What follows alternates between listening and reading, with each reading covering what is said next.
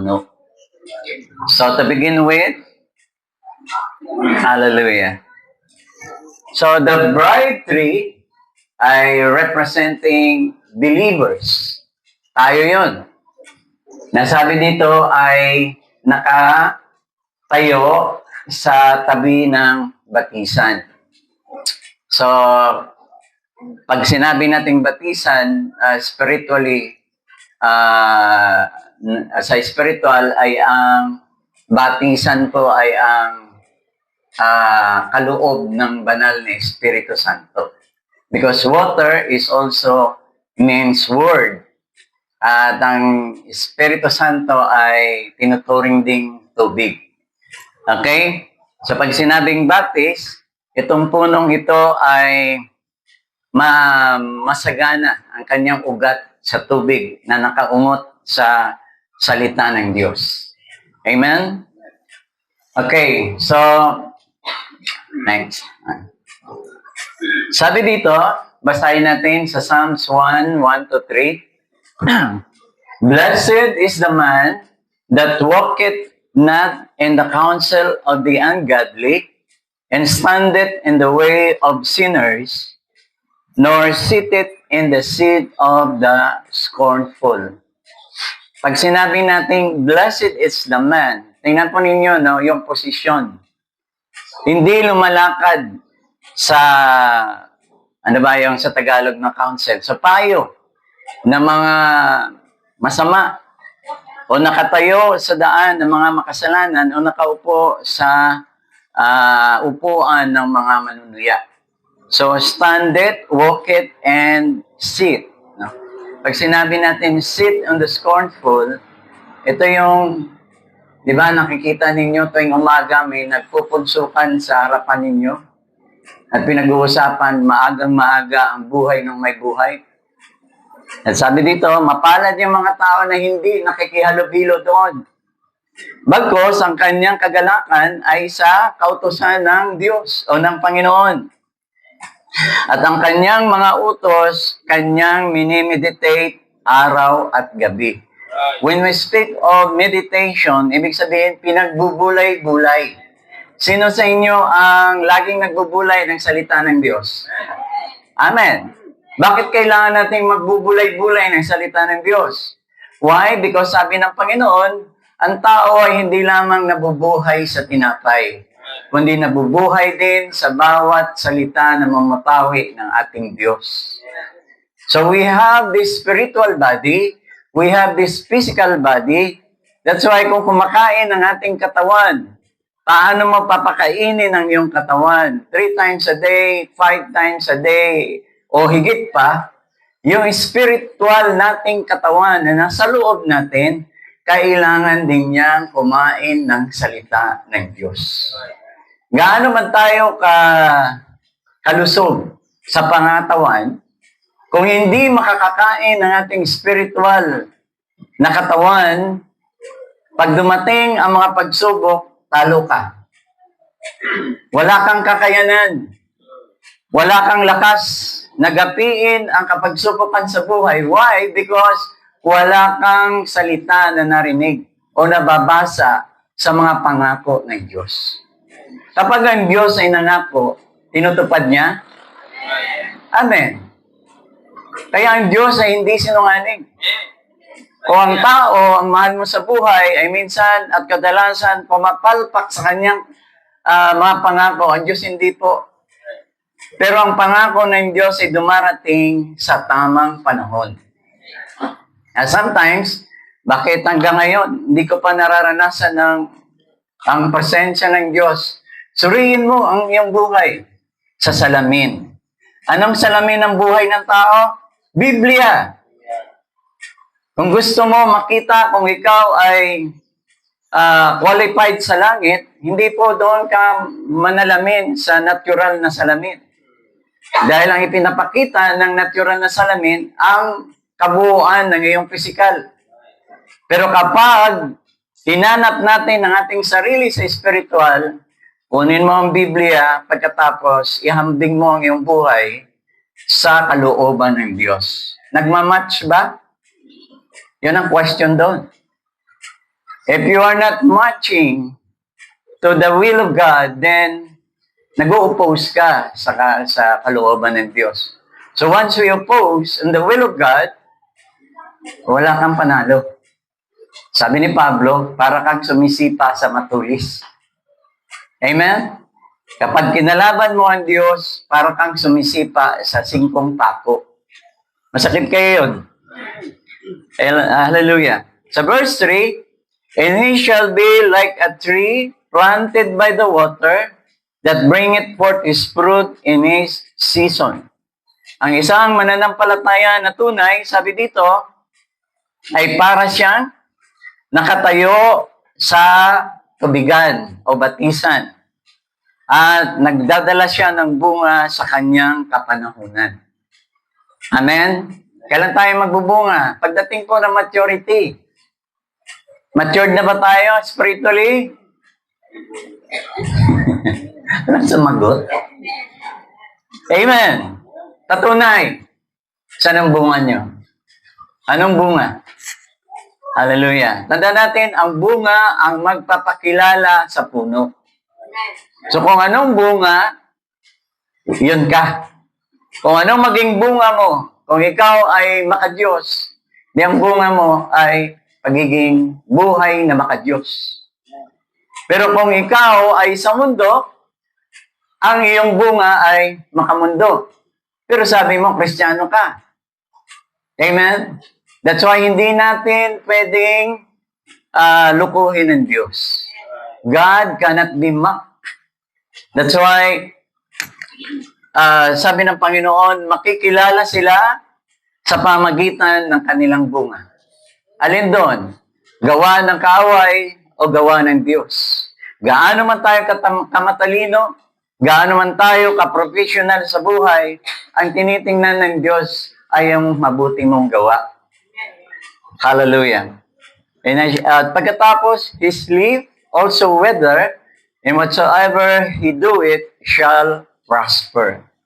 Ang kanyang dahon ay hindi nalalanta, at anumang gagawin niya ay pinagpapala. Sino sa inyong pinagpapala? Hallelujah. Kaya kapag ikaw ay anak ng Diyos, pagpapalain ka. Kagaya ng mga ginagawa ng karamihan sa atin, pag alam mo ang paraan ng Diyos ng pagpapala, well, marami doon. Kaya iba sa atin ay hikaw sa buhay, nakikapaglaban sa buhay. Why? Because hindi natin alam ang prinsipyo ng Diyos ng pagpapala. Andyan po sa Biblia. Basahin ninyo ang Proverbs chapter 3. 1 to hanggang sa buong chapter. Nandun po yung prinsipyo. Kung tayo bumibili ng TV, ay mayroon po doon manual na kung saan ay paano i-operate yung TV, paano kumpunahin kung ito ay sira. Ang Biblia ay yan po ang ating manual of life. May problema ka, huwag ka pumunta sa kapitbahay mo para isumbong ang anumang bagay. Ito may nakakahiya o nagpapahiya. Ang una mong gagawin, pumunta ka sa ating amang nasa langit. Sumbong mo ang iyong mga problema, siyang sumbungan ng mga anak ng Diyos. Hindi doon sa tao, dahil ang tao ay sinungaling. Ang tao ay iba ang kanyang harap, iba ang iyong pagtalikod. Kaya much better na doon ka na lang humarap sa ating Diyos na siyang lumikha naman sa atin at nagbigay ng buhay at nagplano ng lahat ng ating gagawin dito sa mundo. Amen. Are you with me? Amen. So, ang sabi dito, they were planted by the power of the Holy Spirit. So he bringeth glory to God by his doings. His love and relationship to brethren are strong, and everything he do will be a blessing. Ang mga anak po ng Diyos ay laging nagbibigay kaluwalhatian sa Diyos. Ang kanyang mga gawa ay pagbibigay kapurihan sa ating Panginoon. Kaya kanina, nagpe-praise and worship tayo. Bakit kayo nagpapasalamat sa Diyos? What's the reason na ang tao ay nagbibigay ng kapurihan sa Diyos? Why? Because alam niya at naunawaan niya ang ginagawa ng Diyos sa buhay niya. Pero yung mga tao na humahalikip, anong tawag doon? Humahalukip-kip. At nakatingin lang sa paligid, hindi niya naunawaan kung anong pinagagawa niya dito sa loob ng panambahan. Kinakailangan, bago ka pumasok, maunawaan mo, nasasamba ka sa Diyos. Hindi ka sasamba sa akin. Hindi ka sasamba kung kanino man. The only purpose every Sunday why we here, because we worship God. Kung yung sinasabi mo, amen, amen. Kung sinasabi mo, Kristiyano ka, dapat sumamba ka sa Diyos mo. Ang mundong ito ay maraming Diyos-Diyosan. Pera, oras, pamilya, negosyo, o everything. Pero kung tunay kang mananampalataya, dapat nasa isip mo, Sabado pa lang, Lord, bukas, sasamba ako sa iyo. Bakit kailangan nating sumamba ng buo at karamihan? Alam niyo po, pag nag-iisa ka lang sumasamba sa Diyos, at milyon-milyon ang kaaway ng demonyo sa paligid mo, marahil pwede ka pang matalo. Pero kapag tayo ay sama-sama na sumasamba sa Diyos, napakaliwanag ng lugar na ito sa spiritual realm. Because we are in the darkness. Maliwanag lang ang araw, pero ang katotohanan, napakadilim na po ng mundo. Dahil sa puro na kasamaan ang narito sa mundo.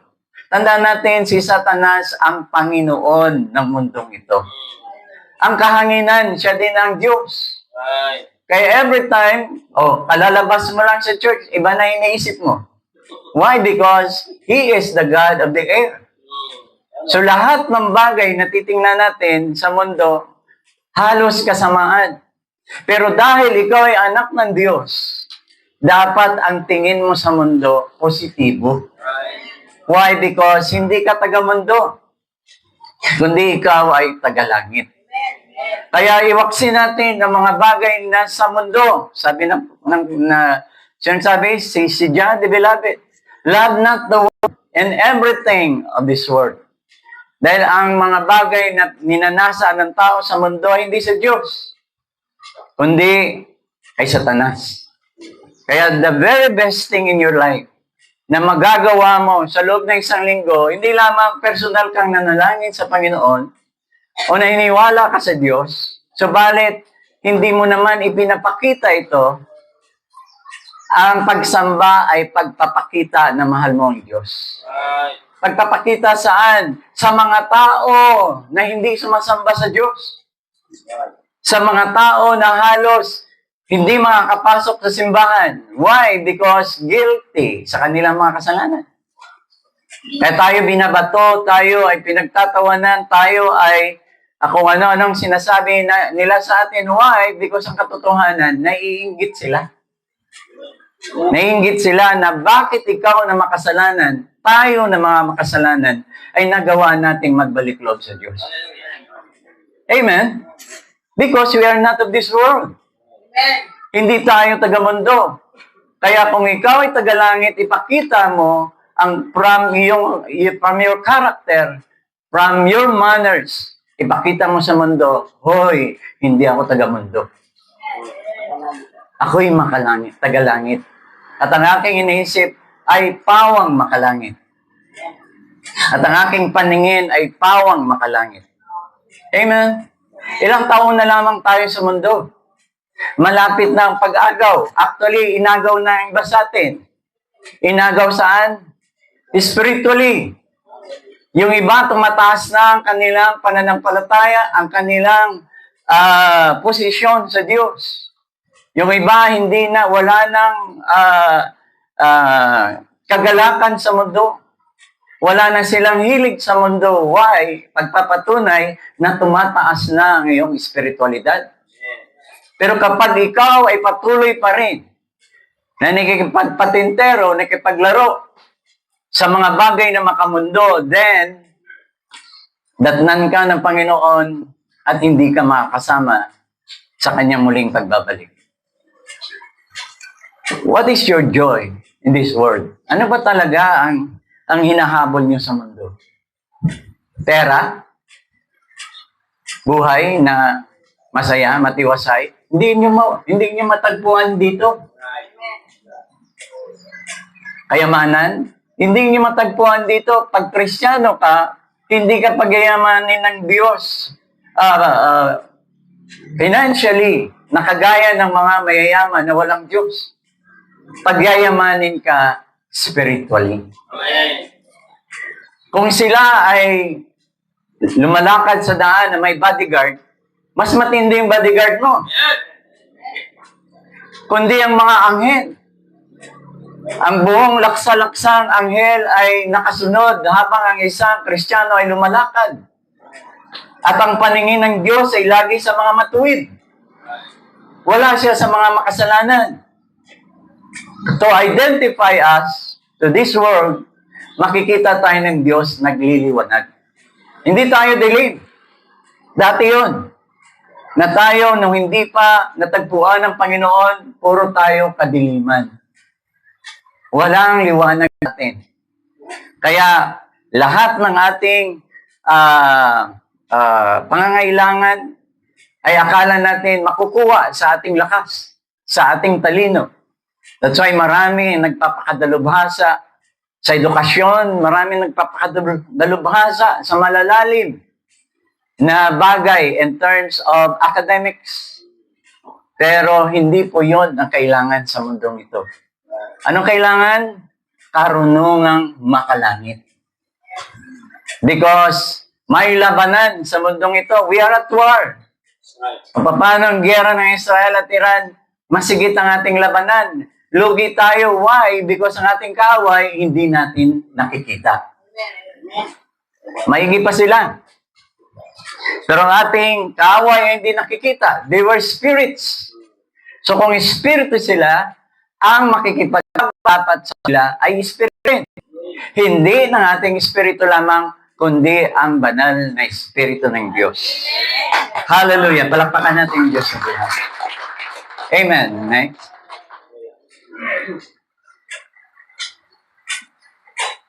Nawala.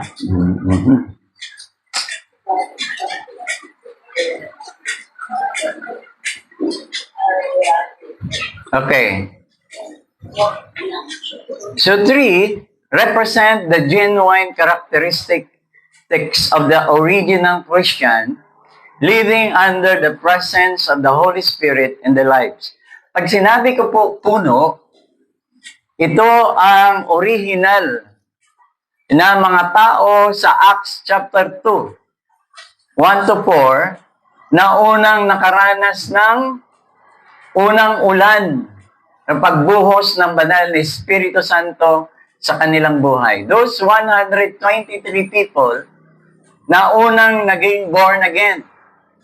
Amen? Kasama si Maria po doon. Si Maria ay na-born again. Hindi po siya Katoliko. Si Maria ay born again. In the Spirit.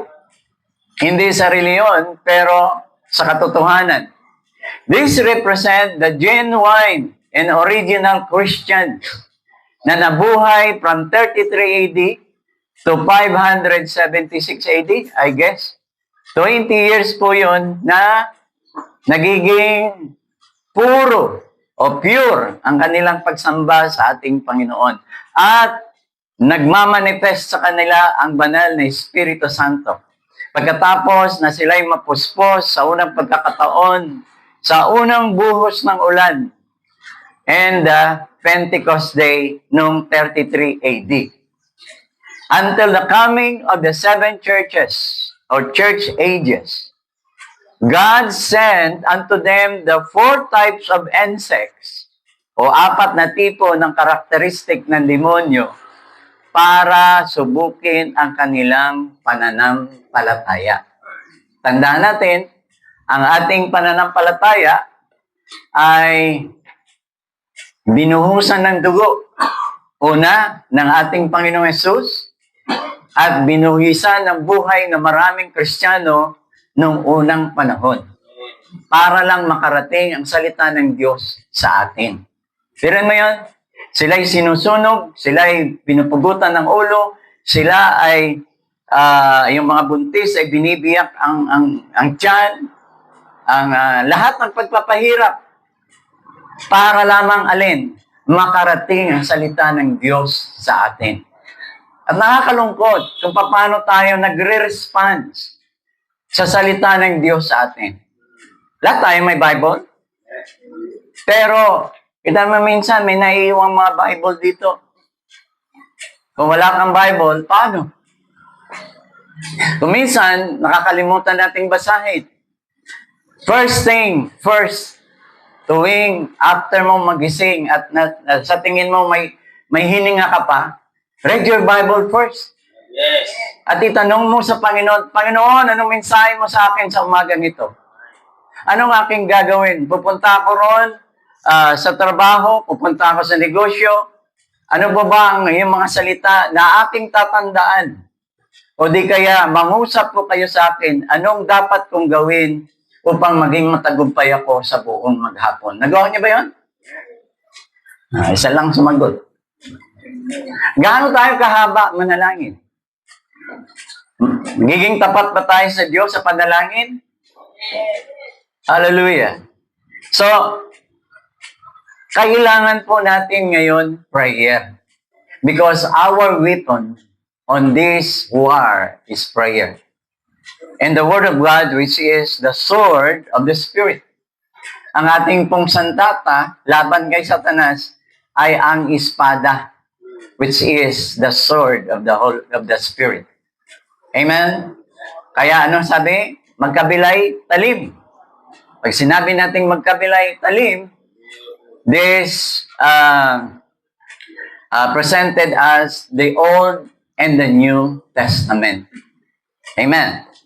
So sabi dito, makita po natin ang 4 na uri ng insekto. Sabi ni Joel chapter 1 verse 4.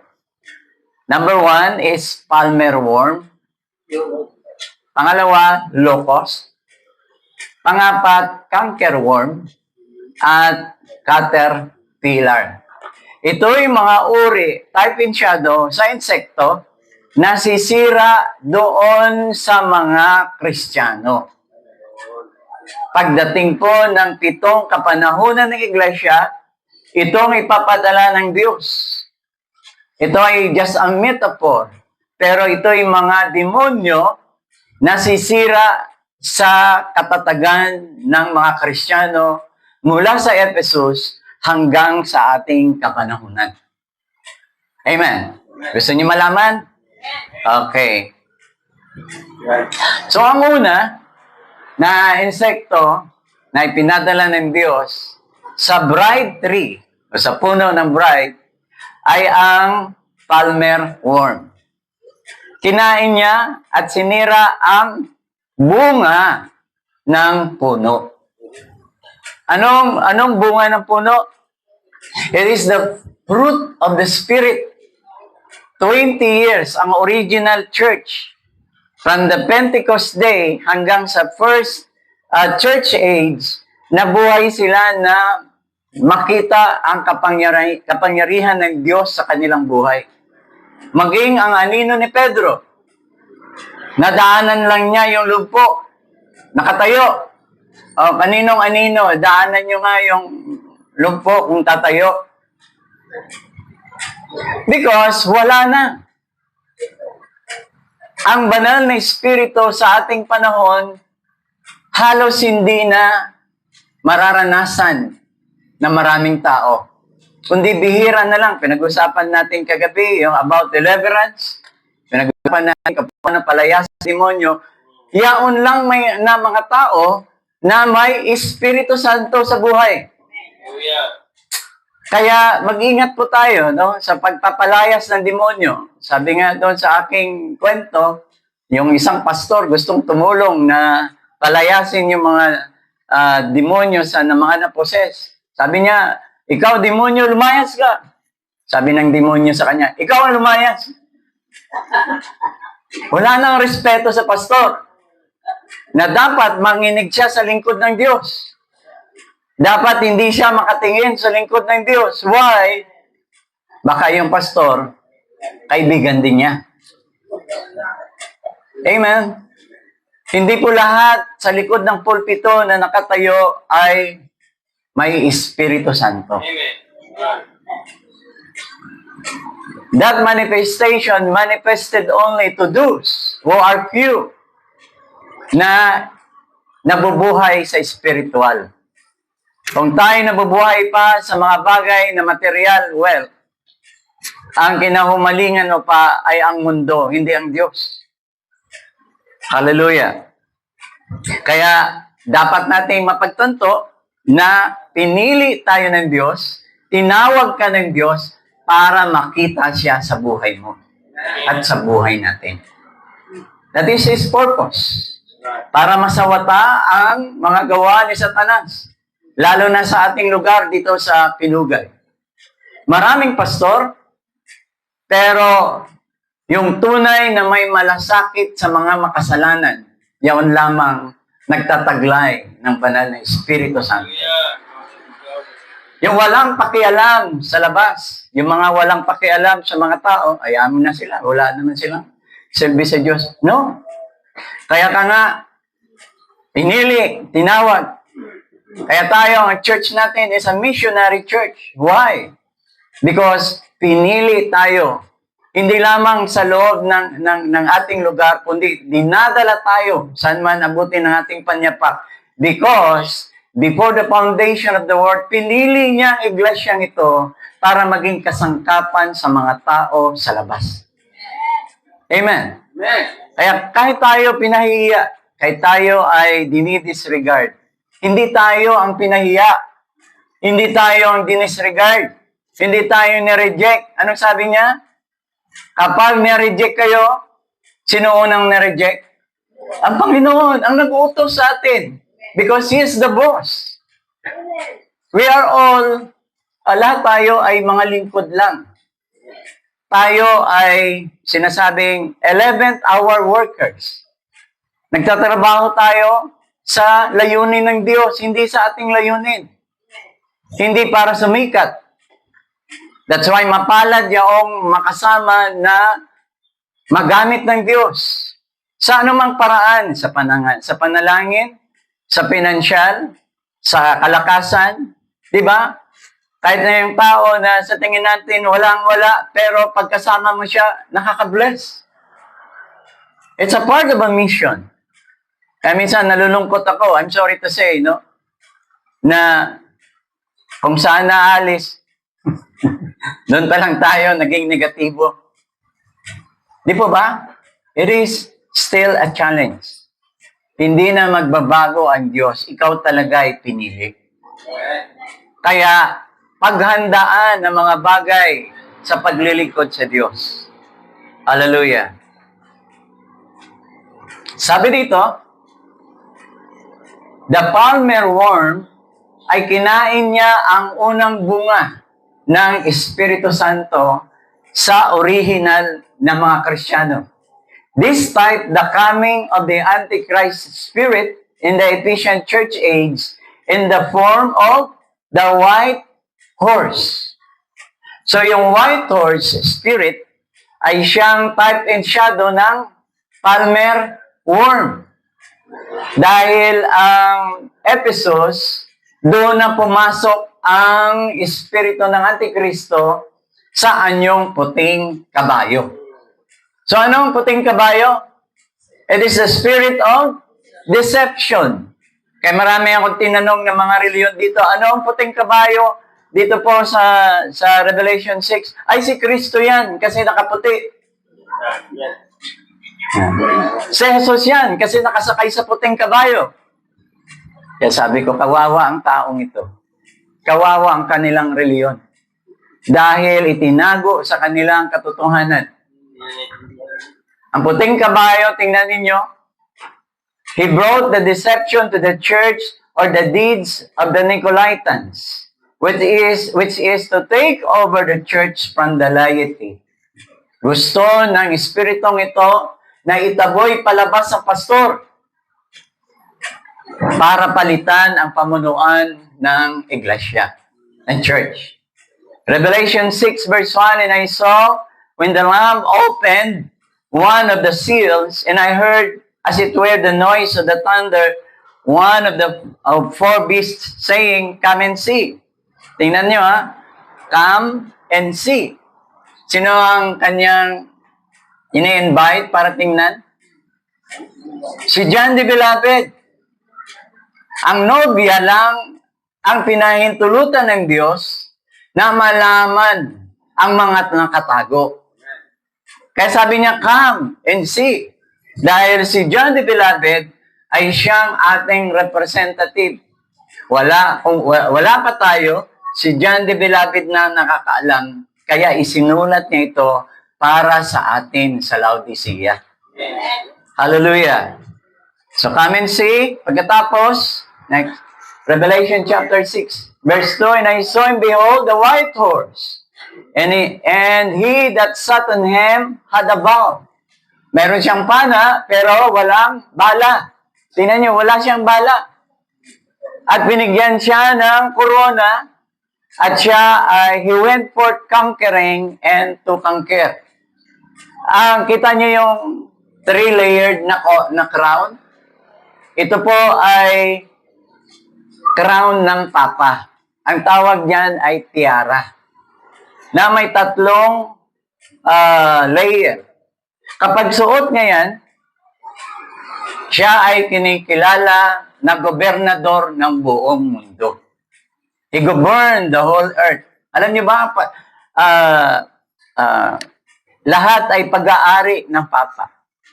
Mula sa ating armed forces, sa police, tanod, lahat yan, nasa ilalim yan. Ang Vatican ay wala po siyang, isa siyang bansa, pero wala siyang sundalo. Wala siyang mga pulis. Ang sundalo at pulis ng Vatican ay ang mga sundalo at pulis ng buong mundo. Kaya sa Armageddon, lahat ng mga sundalo ng buong bansa ay aatake sa Israel. Ngayon, ang kalaban pa lang ng Israel ay nakapaligid sa kanya. Darating ang araw sa Zechariah chapter 14, chapter 12, 13, and 14, sabi ng Panginoon, darating ang mga bansa, darating ang mga sundalo ng mga bansa at papalibutan nila ang buong Israel. And they ransack. Gagahasain nila ang mga kababaihan. Wawasakin nila ang syudad hanggang sa darating ang Panginoon. 200 million soldiers from the east. Sinong maraming sundalo ngayon? China, India, marami pa. So, sa Revelation 2, 3, and 4, and has borne, and has patience, and for my name's sake has labored, and has fainted. Pero sabi ng Panginoon sa verse 4, nevertheless, I have somewhat against thee. Meron akong sama ng loob sa iyo.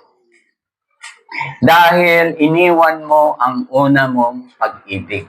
So, nung pumasok ang Antichrist spirit, nadaya po ang kalahati sa kanila.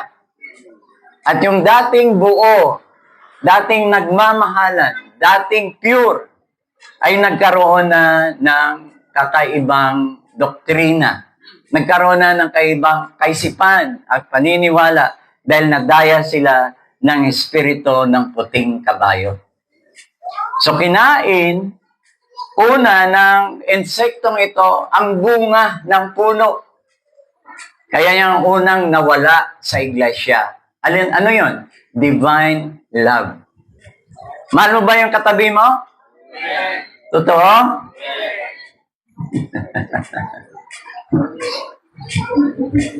Naniniwala naman ako eh. Pero isang katiting lang na marinig natin against us, baka hindi na kayo mag-church. Yan ang katotohanan. Madali tayong mag-amen, madali tayong mag-oo, pero pagdating, nasusubukin tayo ng Diyos. Baka puro lumalabas sa bibig mo, puro pagdadalamhati laban sa kapatid.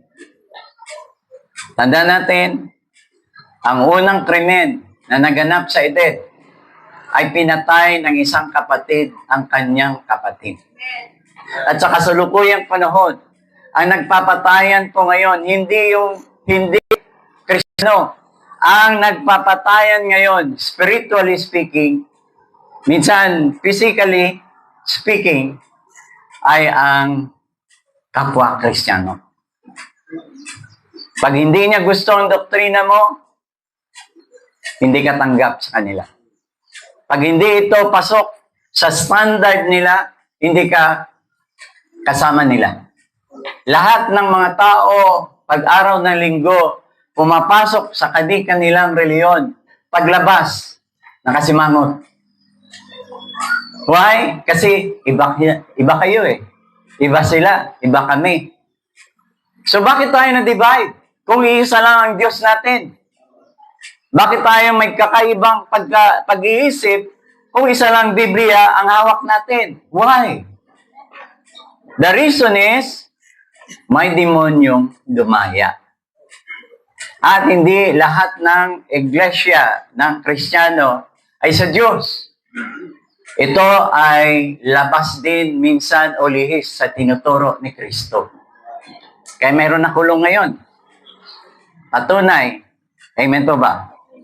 Kasi kung isa siya tunay na siya ay anak ng Diyos, ay siya dapat ang manguna ng magandang ehemplo para sa Diyos. Hallelujah. So, ang pangalawang insekto ay tinawag na locust. Ano sa Tagalog ang locust? Balang. Hindi tikbalang, ha? Yung locust sa amin, pusit. So, locust means, ano kinain niya? Kinain niya ang dahon. At tingnan mo, pag tumira sila, libo-libo. Pag dinaanan yung iyong palay, naku po, piniste yung iyong palay.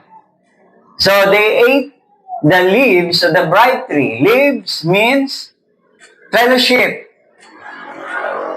That gradually divided the church and had the synagogue of Satan inside the church in the time of Smyrnian church. Nung pumalit na sa Ephesus ang Smyrna, nagpalit din si Satanas. Sa type and shadow niya, although the same deception, pero iba na yung kanyang kinain. Ang kinain niya ay ang fellowship. Kaya dumating na hindi na sila nagkaroon ng fellowship dahil mayroon ng kanya-kanya. Sila-sila, tayo-tayo. Amen? So yun ang nawala. At hanggang sa kasalukuyang panahon, sabi sa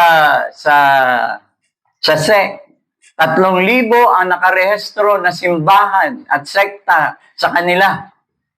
Saan doon ang tama? Lahat kanya-kanya. Lahat may partition. Di ba ba? Yung division. So marami. Kaya sabi ng ibang reliyon, dito lang may kaligtasan. Nagagalit naman yung kabila. Hindi, paano naman kami? Paano maligtas kung pag sinabi ng isang reliyon, dito lang maligtas? Kung 10 lang sila, 10 lang sila maliligtas. Magrereklamo yung majority. So hindi po. Sino nagsasabi dito lang ang may kaligtasan? Nanahimik kayo. Sino nagsasabi na dito lang may kaligtasan? John 14:6. Acts 4:12. Wala kayong naalala. John 14:6. Ako lamang ang daan, ang katotohanan at buhay, walang makaparoon sa maliban sa reliyon. Kay Jesus. Walang pangalan sa silong ng langit, sa ibabaw ng langit, sa ilalim ng langit, na sukat ikaliligtas ng tao. Ano ang pangalan? Pangalan Jesus. Sabi niya, kung hindi ka maging saksi ni ganito, hindi ka maligtas. Kung hindi ka makasama sa iglesia na ganito, hindi ka maliligtas. Walang karapatan mangaral yung iba kung hindi sinugo. No, namatay na yung sinugo. Ano na? Mahirap minsan na inaangkin natin ang para sa Diyos. O sana yung mga sinugo, patay na. Sana mga church, hindi mo na naririnig pa halos. Dahil sa kamatayan ng namuno, namatay din ang iglesia. Pero kahit namatay ang nagsugo sa atin, 3 araw lang siyang patay. Pero ang Diyos ng tunay na Kristyanismo, namatay at nabuhay muli at hanggang ngayon buhay. Kaya tayo ay buhay. Dahil siya ay nabuhay. So hindi tayo reliyon o something nakikisilong sa tao, sa pangalan ng tao. Tayo talaga ay mga pinili at tinawag ni Kristo before the foundation of the world. Ay nakakatuwa si Nanay Oste. Napakahaba ng kanyang buhay. At hindi siya nilagpasan ng Diyos. Kasama natin siya ngayon. Hallelujah! Ay nakakatuwa. Napakahaba ng panahon niyang bantay siya ng tindahan. Kaya ngayon, tuwing linggo, hindi na siya mapakali. Pag nalagpasan siya ng chariot, hindi niya na malaman kung anong gagawin niya. Kasi gusto niya sumamba sa Diyos niya. Hallelujah. Sabi sa Revelation chapter 2 verse 9, I know thy works and tribulation and poverty, but thou art rich. Sino gusto sa inyong yumaman? Sabi ng panahon ng Smyrna, alam ko ang inyong mga gawa, ang inyong kapigatian at kahirapan, pero kayo ay mayayaman. Yan sa kapatid natin, ayoko na magtrabaho kasi hindi na ako nagagamit ng Diyos. Tama. Dahil worker ka. Pinili ka ng Diyos. Kaya sabi dito, hindi ka mahirap. Mayaman ka spiritually. Kaya ako, kahit na ganito lang tayo, pero mas nanaisin kong yumaman pa sa spiritual. Dahil sa spiritual, mayroong tunay na kapayapaan. Sa spiritual, tunay na may kakontentuhan. Sa spiritual, tunay na wala kang katatakutan. Tingnan mo, pag tinambakat ka ng milyon-milyon ngayon, siguro magsasarado ka sa bahay mo. Tingnan mo yung yaman. May aso, may security guard, mayroon pang rihas ang bintana. Nung nasunog ang anak ng isang senador, hindi nakaligtas. Dahil may rihas ang bintana. Nasunog ang first floor, hindi siya makababa. Saan siya? Lilipad. Wala naman siyang tatagusan sa bintana. Namatay siya sa loob ng banyo. See? Para saan yung aso? Para saan yung security guard? Para saan yung rihas na yan? Ginawa yan dahil natatakot siya sa kanyang buhay. O tingnan nyo, takot ba kayo sa buhay nyo? May pa tayo, malaya tayo, mag-iikot-ikot sa mall. Tingnan mo artista. Dudumugin sila. Hindi normal ang kanilang buhay. Kasi pag-aari sila ng tao. Amen po ba? Kaya sila ay naging sikat dahil sa tao. Pero tayo na hindi kilala ang hayahay ng ating pamamasyal. Hallelujah. So, makita natin, sabi niya, and I know the blasphemy of them which say they are Jews and are not, but are the synagogue of Satan. Pag sinabi nating sinagoga ni Satanas, sila yung mga tao na daya, pero kinikilala nila ang kanilang sariling Kristiyano. Parang hindi maganda, no? Kristiyano ka, pero ang ginagawa mo, makamundo. Ang mga bagay na ayaw ng Diyos, nakikita sa iyo. Pero malakas ang loob mo, Kristiyano kami, Kristiyano kami. Hallelujah. So, pestilence in the church is the faith brothers and sisters. Ang sabi dito, ang peste daw sa loob ng iglesia ay minsan kapatid na lalaki at babae. Totoo ba kayo? Peste ba kayo? Hindi. Sabi ko, yung faith brothers and sisters. Doon sa Smyrna, sabi nila, may mga taong pumasok pero nagpapanggap na sila yung mga Hudyo. At ang mga tao na ito, ang kanilang isip ay palitan ang namumuno sa church. Kaya sa ating panahon, sabi nga ng prophet, ay si Satanas ay wala na sa labas, kanya na yun eh.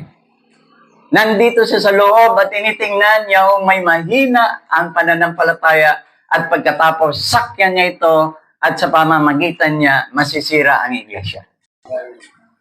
Di ba ba? Kung 60 tayo na mga mananampalataya sa lugar na ito, isa lang ang magpapakita ng batik, lahat tayo mapapahiya. Tama po ba?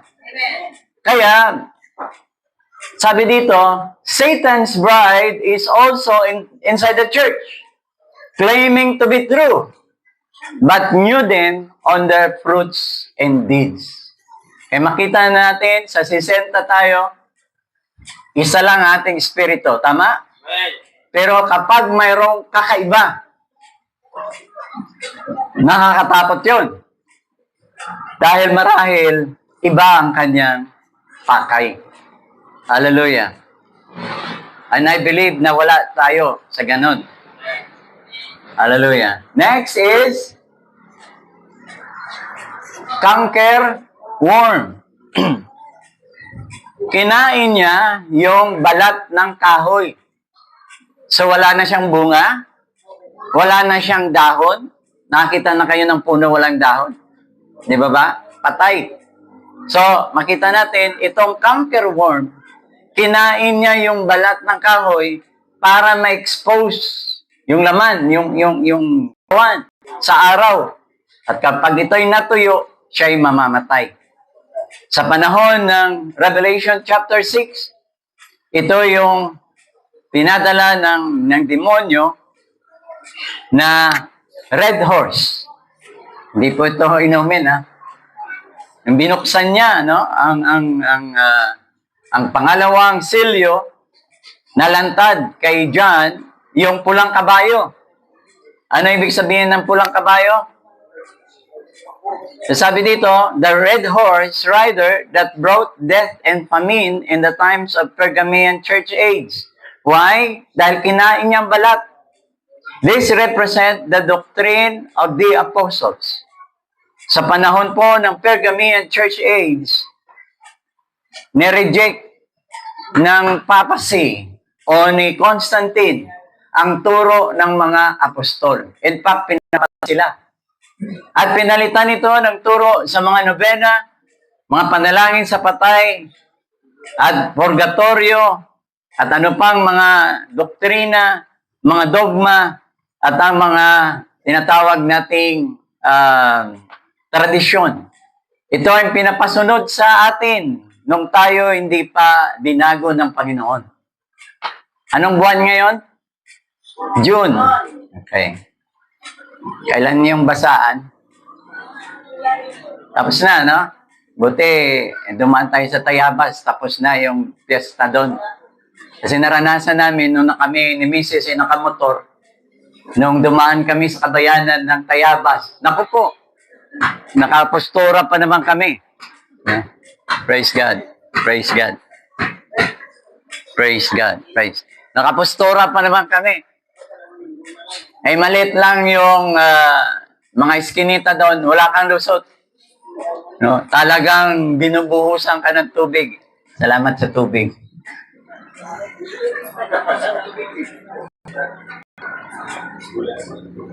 Thank you, sis. So dahil fiesta, Nino, pag may sabuyan ng tubig, kaninong fiesta yon? Ay San Juan. So anong kinalaman ni San Juan sa kaligtasan mo, Brother Johnny? Bakit pinagpipiestahan, pinag-uutangan ng tao para lang may mayanda? Dahil nakakahiya. Pero, tanong mo ulit, sino ba si Juan Bautista sa buhay ko? Di po ba? So, yun po, yung canker worm. Mula sa bunga, sa dahon, at ngayon ay balat. Punta tayo. Sabi dito, next. I know thy works, and where thou dwellest, even where Satan's seat is. Sa panahon ng Pergamean Church Age, si Satanas ay nakaupo sa kanyang luklukan. Saan? Sa Vaticanos. At sabi dito, but I have a few things against thee, because thou hast there them that hold the doctrine of Balaam, who taught Balak to cast a stumbling block before the children of Israel, to eat things sacrificed unto idols. Yung piyesta po, ang mga pagkain doon ay inalay sa kung sinong inidulo o pinagpipiestahan. Kaya sabi dito, sabi ni Balak, hindi pwedeng dumaan kayo sa aking lugar, sa Moab. Susumpahin ko kayo. Kaya tumawag siya ng isang propeta ng Diyos at kinutsaban niya si Balaam, sumpahin niyo sila. Ay nung nakipagsangguni si Balaam sa Diyos, sabi niya, hindi ko pwedeng sumpahin ang aking bayan dahil bayan ko sila. So kapipilit ni Balak, sabi niya, sige, ibibigay ko sa iyo kalahati ng aking kaharian.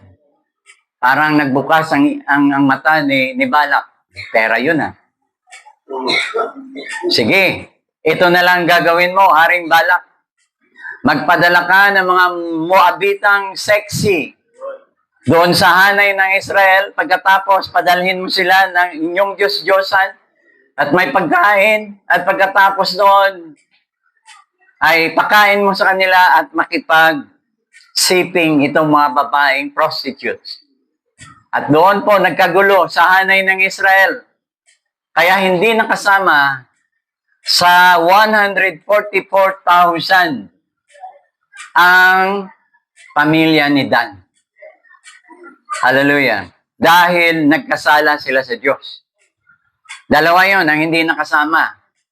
Okay. So, itanin nyo, Diyos na mismo ang nagalit sa kanila. Dahil sa kagagawa ng isang propeta. Ang tawag niyan ay, tawag dito, tawag dito, doctrine of Balaam, andyan ba? To cast a stumbling block before the children of Israel, to eat things sacrificed unto idols. And compromise spirit. Kaya kapag ikaw ay pastor at pinatayo mo ang isang politiko dito sa likod ng pulpito, you are compromising your church. You are getting into a fornication. Anong fornication? Pakikiyapid. Dahil isa lang ang Diyos. Tapos patatayuin mo dito ang isang politiko dahil sa pera, Diyos mo na siya. Ang pulpito ay para lang sa Diyos. At siyang tumatayo dito sa linggo, nung tuwing linggo at nangangaral, nakikita niyo lang ako, pero ang Diyos ang nangungusap sa ating mga kaluluwa tuwing linggo. Amen?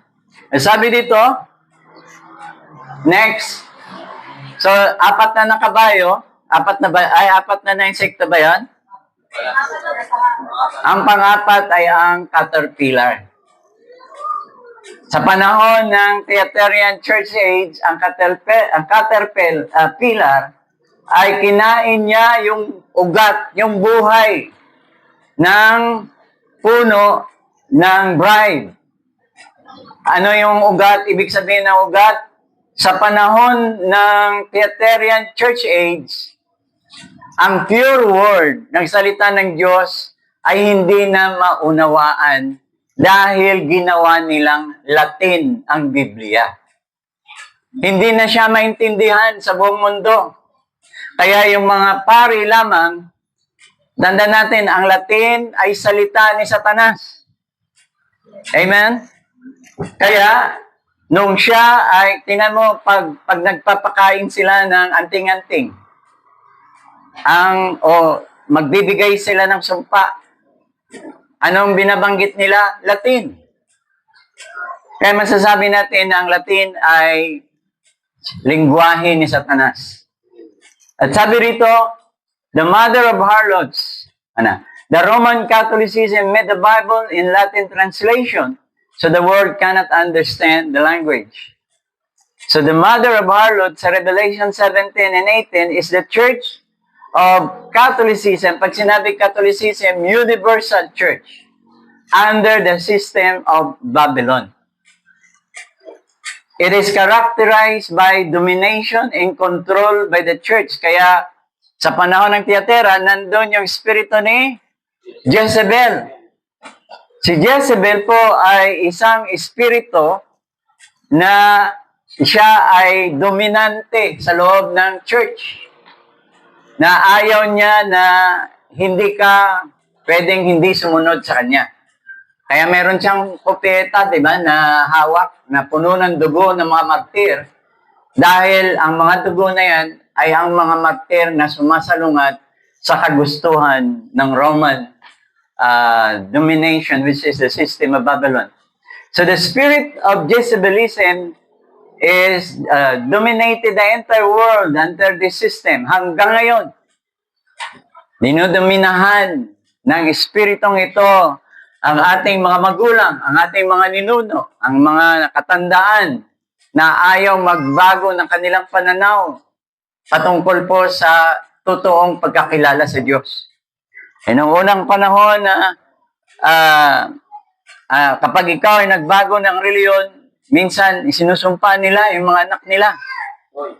Kasi bakit ka nagbago? Ito na nga tayo eh. Hindi naunawaan ng mga nakatanda sa atin na tayo ay iminulat sa katotohanan para tayong mapalaya. Revelation 2:19, I know thy works in charity, in service, in faith, and thy patience in thy works, and the last to be more than the first. Alam niyo po ba, 900 years ang patayan po sa panahon ng Thyatiran Church Age. Halos maubos sa mga Kristiyano, kaya sila'y tumatakas na lang sa mga kabundukan para ma-save ang mga pahina ng Biblia. Okay, next. So yan po ang mother of harlots. At papatayin ng Diyos ang kanyang mga anak. May anak po siya. Papatayin ng Diyos ang kanyang mga anak sa kamatayan. Patay na, papatayin pa. Patayin na spiritual, papatayin pa physical. Sino yung mga anak? Sila yung nasa ilalim ng pamamahala ng Katolisismo. Amen? Kaya maraming Christian denominations ang gumagamit ng doktrina ng Katolisismo. Ano yon? One God, three persons. Kaya may Diyos Ama, Diyos Anak, Diyos Espiritu Santo. May dagdag pa, babae. So dapat apat ang trono sa langit. Bakit nung umakyat si John, isa lang ang trono? Saan yung anak, Espiritu Santo at ang babae? Wala.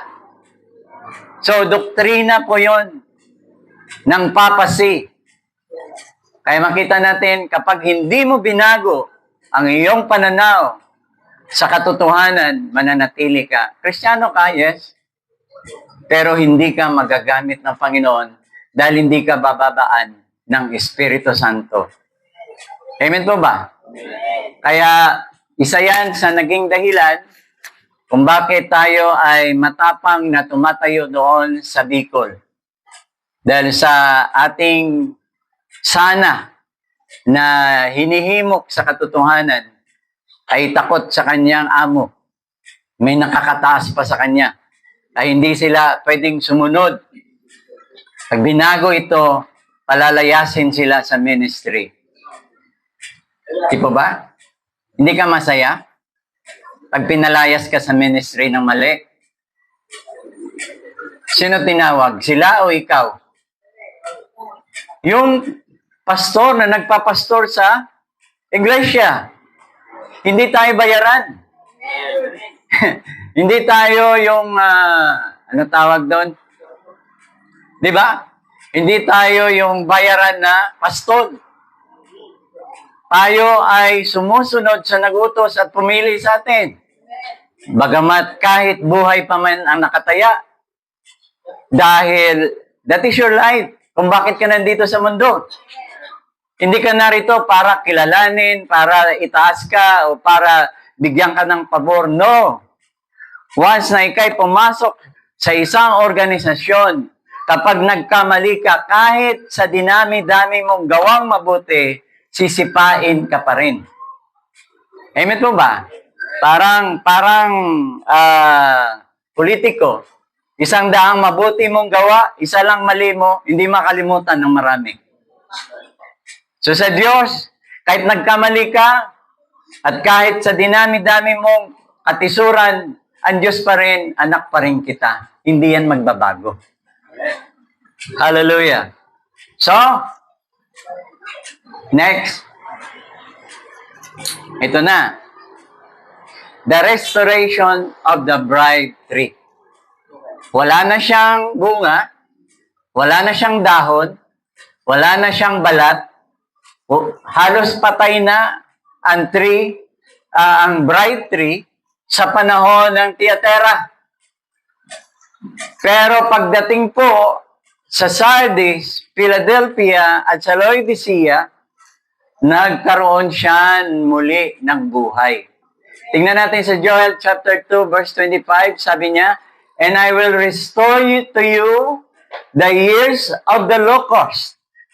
Anong una na nawala? Divine love. Sinong kumain? Sabi ko sa inyo, hindi kayo nakikinig. Palmer worm. Pero wala, hindi yan ang una na ni-restore. Sabi niya, yung locust, yung kinain ng locust muna ang kanyang i-restore. Ano yon? Fellowship. Dahon muna bago ang bunga. Kaya kapag nag-fellowship ang puno, di ba? Ang saya nila pag kung saan yung ihip ng angin, doon sila lahat. Pero pag may bagyo, anong nangyayari sa puno? So, parang hinalukay, nagkalaglagan yung ano, kasi bagyo yun eh. Sa panahon ng mga pagsubok, minsan ganyan tayo. Lasog-lasog ang ating fellowship. At tingnan ninyo, locust has eaten fellowship. Kasunod na i-restore ang kinain ng cankerworm. Ano yon? Doctrine of the Apostles. Yung apostolic doctrine. Nabalik na sa church? Yes. Yung fellowship, nabalik sa church? Yes. Kaya araw-araw tayo may fellowship. Kung paano ang unang Kristiyano ay araw-araw sila nagkakitaan sa templo, kumakain ng tinapay, nagpira-piraso ng tinapay, ginagawa natin ngayon. Why? Because the same spirit na nagmula sa 33 AD, ngayon buhay sa ating iglesia. Hallelujah. So, na-restore na sa atin ang doctrine of the apostle. Ngayon, na-restore na rin ang kinain ng caterpillar. Ano yung kinain niya? Pure word. Malinaw na ba sa inyo ang salita ng Diyos? Amen. Wala nang nakatakip. Di ba? Kahit itanong mo sa mga youth natin, ang malalalim na tanungin mo sila, sino si Kristo, sino si Jesucristo, kaya nila ipaliwanag. Dahil kilala nila ang Diyos na tunay. So the pure word, which is the word of God, ay nasa atin ngayon. Amen. Kaya dati, nung ako sa denominasyon, ang dami kong references. Pero sa mga Bible study, napapansin ninyo, Bible lang dala ko, may mensahe ng Diyos. Hindi natin kailangan magpakadalubhasa. Maghintay ka sa salita ng Diyos na darating sa iyo. Lord, pupunta ako doon. Ano po ba mensahe mo? Magbukas ka ng Bible, mamaya makakabuo ka na. Why? Because kasama mo siya. Yan ang aking pinagmamalaki sa ating church. Kasama natin siya. Ang Diyos na lumikha sa atin. Palakpakan natin ang Diyos sa buhay. Amen? So ngayon, ibabalik ng Diyos sa atin ang 3 stages of grace. Dahil nasa grace period na po tayo. Hindi na tayo sa kautusan. So number 1, sabi dito, the restoration of the bride tree began with the Sardinian Church Age. Nung tumakas si Martin Luther sa kanyang amo, which is Catholicism, sumama siya sa Reformation movement. At siya ay ginawang, pinaalis siya sa kanyang tungkulin at kinilala siyang kaaway ng iglesia. Ang sabi dito, in the first domination began, domination began in justification by faith. Ang dala ni Martin Luther ay justification by faith. Kasi sa dati niyang organisasyon, maliligtas ka lang daw kung gagawa ka. Amen po ba? Gagawa ka ng kabutihan. Gagawa ka ng mga tradisyon. Sundin mo lahat ng tradisyon. Lahat ng mga pinapasunod sa atin. Huwag kang maligo pag Biyernes Santo. Huwag kang kumain ng baboy pag Biyernes Santo. Huwag kang magwalis kung gabi. Mamalasin ka. Ano pang mga disparates nating nakagisnan. So pinalaya na tayo ng Diyos doon. Why? Because we are now on the grace period. Right. Hindi na kailangan na saktan mo ang iyong katawan, di ba? Pag Holy Week, may mga tao nagpapasa ng cross. Tapos tinatadyakan ng mga, ngayon ang tindi, nung pinadyakan ba siya o binatukan? May dalang cross, tinadyakan. Abay, nagalit. Hinabol pa yung tumadyak sa kanya. Amen. Para saan ang iyong pagsasakripisyo? Sabi ng Panginoon, natapos na. It's all finished. Ay mga tao, sabi nila, hindi pa, kaya may nagpapatapo pa sa Bulacan. At kung saan bahagi ng ating kapuluan. Why? Because tayo na mga Pilipino ay ginawang mangmang ng mga Kastila. Ilang mga Pilipina nating pinasok sa kanilang kumbento at pinaggagahasa. Ilan lupain natin? Kaya si Rizal nagreklamo lupain ng nanay niya kinamtam. Ilan ngayon sa atin na mga taga-Pilipinas ay walang lupa dahil hawak ng mga praile.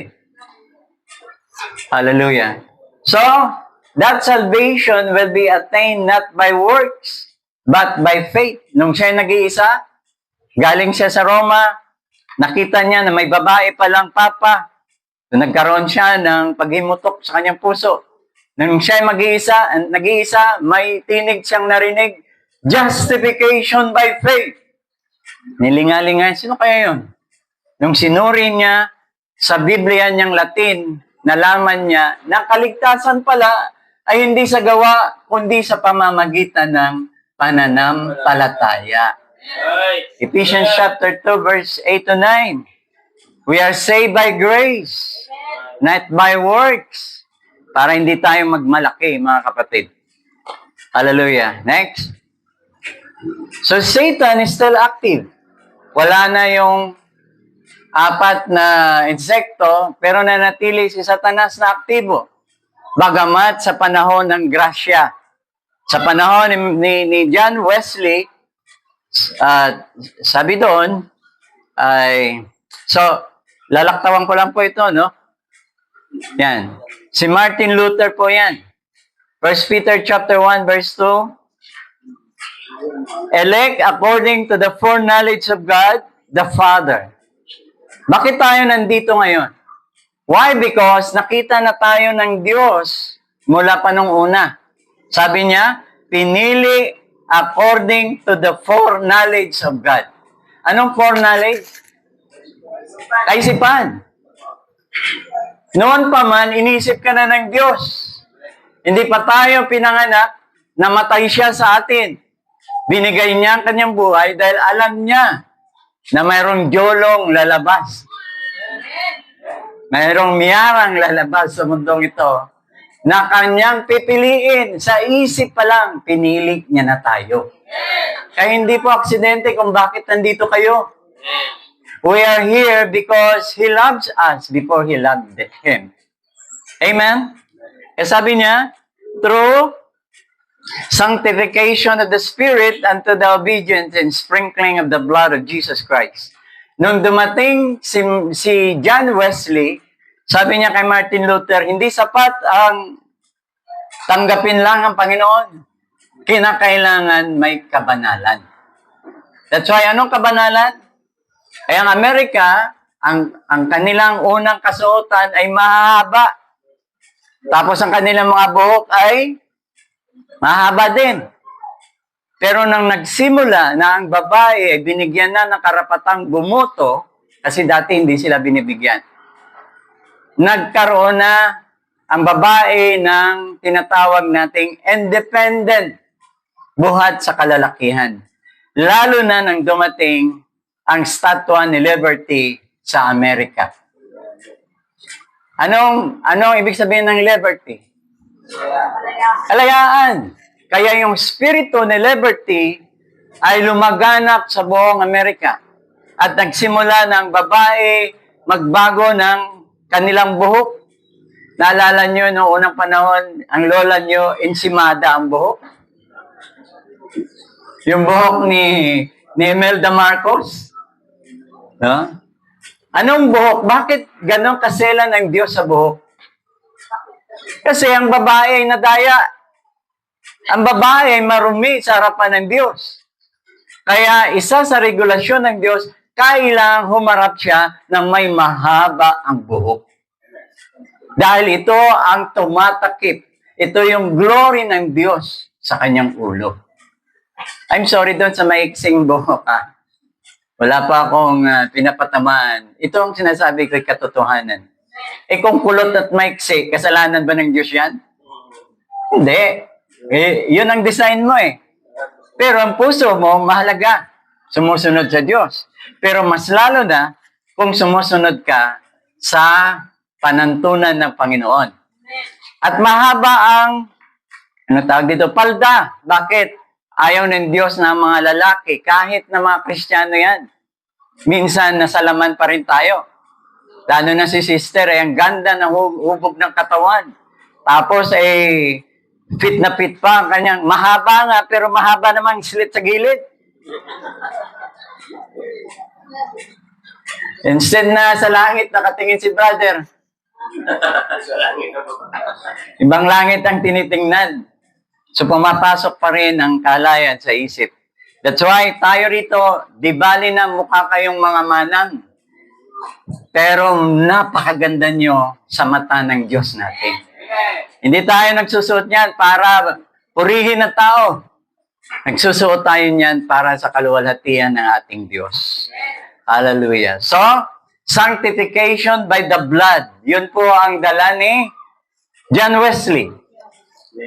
Kaya, pag sinabi sanctification, pagkatapos mo ipawalang sala, kasi justification means pag walang sala ng inyong mga kasalanan, para kang hindi nagkasala. Paano mangyari yon? Sa baptismo. Kapag tayo ay binaptize in the name of Jesus, ang tawag po dyan, justification. Pag sinabi natin being justified, binaliwala ang ating mga kasalanan. Tayo ba ay makasalanan lahat? Yes.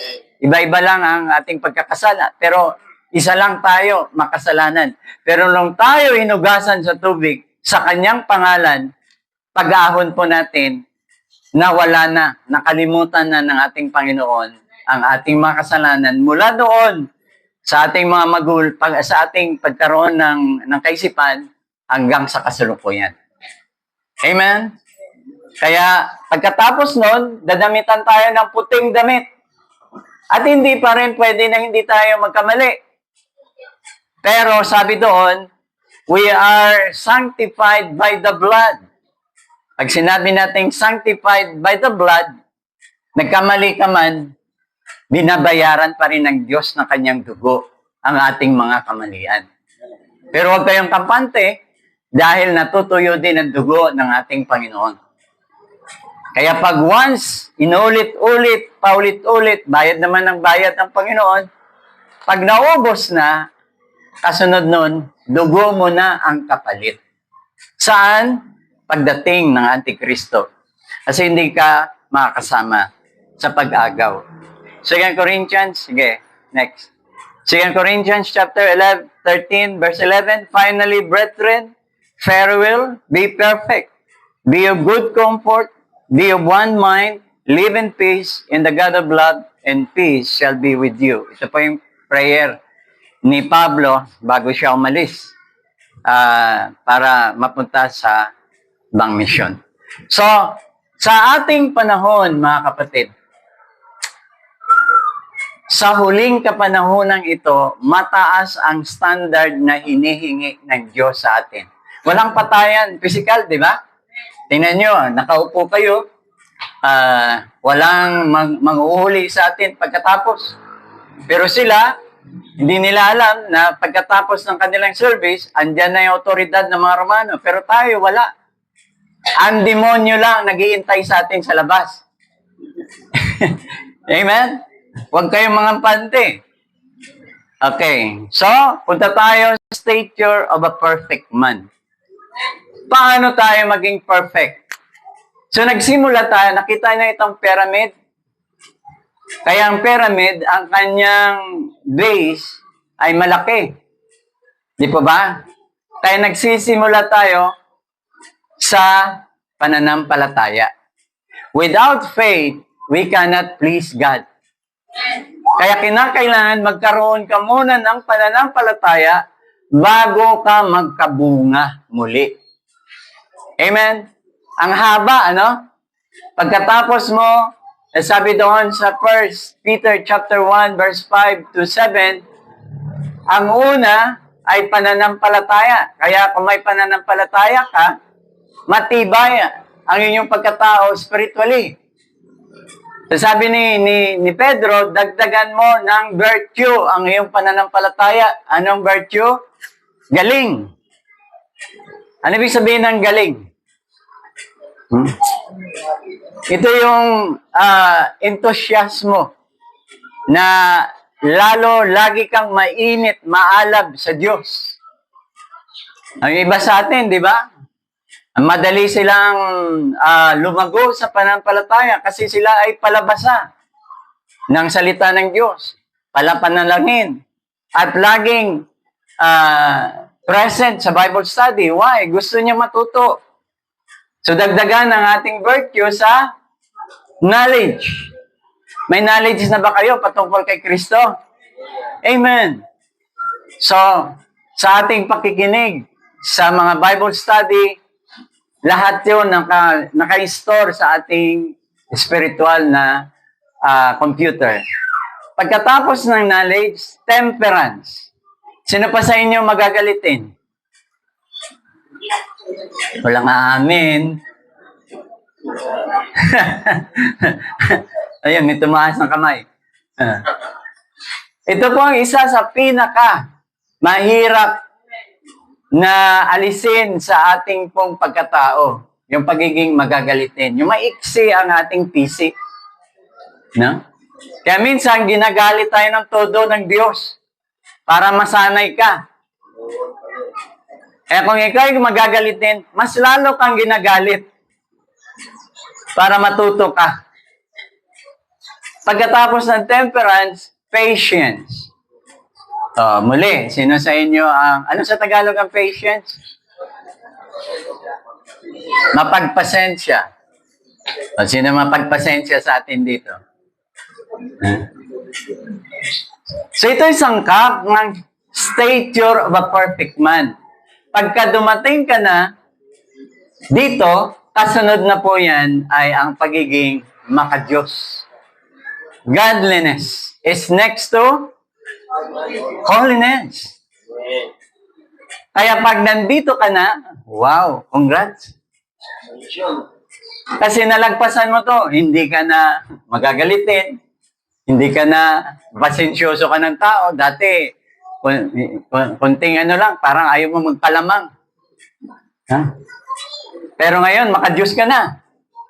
Pagdating mo rito, sabi ng prophet, parang baptize ka na ng Holy Spirit. Kasi, ang kasunod nun ay, mahalin mo ang iyong kaway. Brotherly kindness. Kaya mahaba po ito, no? Bago dumating sa tinatawag na divine love. Ang divine love, ito yung ating ngayong binabaka sa araw-araw. Kaya sabi ko nga sa inyo, kopyahin nyo ito, lagay nyo sa dingding ninyo, tapos silip-silipin nyo ito. Saan na kaya ako dito? Diba, sa bahay, meron tayong latayan ng height. Lagay nyo rin to. Saan ka na banda? Minsan, nandito ka na sana sa patient. Nagalit ka ulit, bumalik ka sa patient. Di ba ba? O, lilipat ka na naman ng ibang church. Magsimula ka na naman dito. Ganon at ganon pa rin ugali mo. Babalik ka na naman ito. Hanap ka na naman ibang church kasi napahiya ka na dun eh. Ganon tayo noon. Pero ngayon, hallelujah. Sana kaya tayo dito. Kaya ang Diyos lang nakakalam kung sino kayo. Eh mga kapatid, naniniwala po na tayo ay lumalago spiritually. Naniniwala po na tayo ay pinili ng Diyos upang maging halimbawa sa lahat ng kanyang plano sa huling kapanahunan. Hallelujah. Palakpakan natin ng Diyos na buhay. Isa na lang. Next. Sa kabila ng ating pagpupunyagi, pagpuporsigi, mga kapatid, andyan ang espiritu ng kamatayan na siya ngayon ay rumaragasa sa mga iglesia. Ang kamatayan na ito ay ang dalawa, spiritual at literal. Tingnan nyo ang mga aksidente ngayon. Tingnan nyo yung gera sa Russia at ngayon sa Iran at Israel at sa iba. Lahat halos may patayan. Dahil binigyan ang espiritu ng kamatayan na ito ng kapangyarihan upang patayin ang ikaapat na bahagi ng daigdig. Sa buong mundo. Kaya pag binilang natin ang mga patayan o namamatay sa iba't ibang uri ng kamatayan, kailangan mapunuan niya itong 1/4 of world population na mamatay saan? Sa tabak. Pag sinabi nating tabak, pwede rin yung giyera. No? Kasi sinulat nito ni John, uso pa yung tabak noon, espada. Ngayon, kasama ang kagutom na may kamatayan at ang mga hayop sa mundo. Ang mga hayop sa mundo, hindi literal na hayop. Mga tao na umastang hayop. Makahayop ang ugali. So, malinaw, sa ating panahon, ang nagaganap ang restoration. Amen. Ang restoration, yun yung ating dalang mensahe. Amen. The message of the hour is the restoration process. At ito ay pinahayag ni Elijah, ni Elias. Sa Malakay chapter 4, 5 and 6, ano sabi niya? Ipapadala ko sa inyo si Elias na propeta bago dumating ang dakila, rapture, at ang kakilakilabot na araw ng Panginoon. Malapit na. At ibabalik niya ang puso ng ama, Hudyo, sa anak, Hudyo. At sa ating panahon, dumating siya at nalaman natin ang mensahe ng kapanahunan at wala na siya, pero nasa atin, ibalik ang puso ng anak, Gentiles, sa puso ng ama, Hudyo. Amen? Kasi sa kanila nagmula eh. So, ibabalik lang. Kaya, ngayon, tayo ng mga Gentile children of God ay kandidato na tayo sa rapture. Salapakan natin ang Diyos na buhay. Salamat sa Diyos. Salamat sa Diyos. Why? Because inihanda na tayo ng Panginoon sa mensahe ng ating kapanahunan. Hallelujah. Lahat tayo tumayo. Praise the Lord. Be with you. Be with you. Kaya paghandaan po natin ang ating buhay. Hindi na tayo nabubuhay sa ating mga sarili. Binili na tayo ng dugo ng ating Panginoon. Pag-aari na tayo ng Diyos. Kaya huwag nating salungatin ang kalooban ng Diyos. That this is now a very crucial moment of our being a Christian. Kaya sana, we hope na lahat tayo ay makasumpong ng biyaya ng Diyos, na tayo'y mga buhay pa ay aagawin. Hallelujah.